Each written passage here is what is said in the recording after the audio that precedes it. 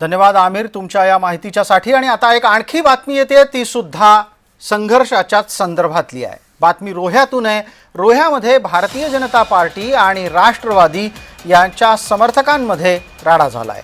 राष्ट्रवादीचे कार्यकर्ते इथे पैसे वाटतायत असा आरोप भारतीय जनता पार्टीच्याकडून करण्यात आला। राष्ट्रवादीच्या कार्यकर्त्यांनी भाजपाच्या कार्यकर्त्यांना मारहाणही केली असा उलट आरोप भाजपाकडून झाला आहे। या मारहाणीमध्ये उमेदवारालाही मारहाण झाली आहे असं भाजपाचं म्हणणं आहे।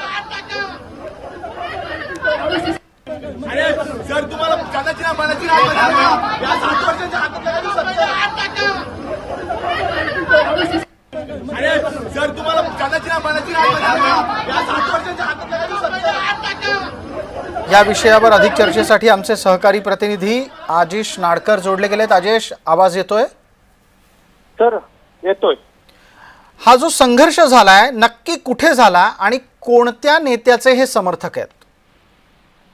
आपण पाहिलात सर तर महाडमध्ये राष्ट्रवादी आणि शिवसेना यांच्यामध्ये वाद झाला होता, मोठा राडा झाला होता।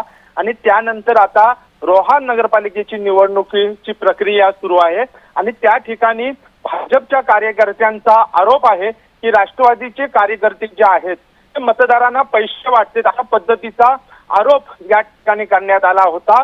आणि मग राष्ट्रवादीच्या कार्यकर्त्यांनी उमेदवार असणाऱ्या भाजपच्या एका पदाधिकाऱ्याला मारझोड केली आणि त्याच्यातून हा संघर्ष जो आहे तो रोहामध्ये पाहायला मिळत आहे। आदेश माझा पुढचा प्रश्न आपल्याला असा आहे की जे पैसे वाटण्याचे आरोप होत आहेत या संदर्भात तुम्ही काही माहिती गोळा केली का की पैसे आले कुठून, कोणाच्याकडे पैसे होते? तसे काही गेल्या काही दिवसात प्रकरण उघडकीस आली होती की आज अचानक आरोप झाले? नाही, एकंदरीत आपण पाहायला गेलो तर त्या ठिकाणी राष्ट्रवादीचे कार्यकर्ते पैसे वाटप करत असल्याचा आरोप जो आहे तो भाजपच्या कार्यकर्त्यांनी करण्यात आला। तिथल्या काही लोकांनी पकडून देखील पोलीस यंत्रणेजवळ दिलेले आहे आणि त्यानंतर हा वाद सुरू झालेला आहे।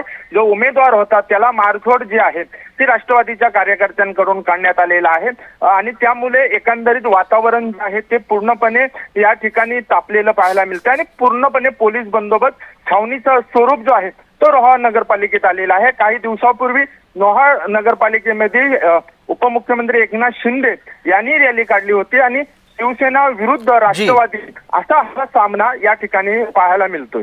धन्यवाद अजेश या सगळ्या माहितीसाठी। आपण बातमीवर लक्ष ठेवा। आपण पाहिलं की उमेदवाराला मारहाण झाली आहे भारतीय जनता पार्टीकडून, तसा आरोप करण्यात आला आहे।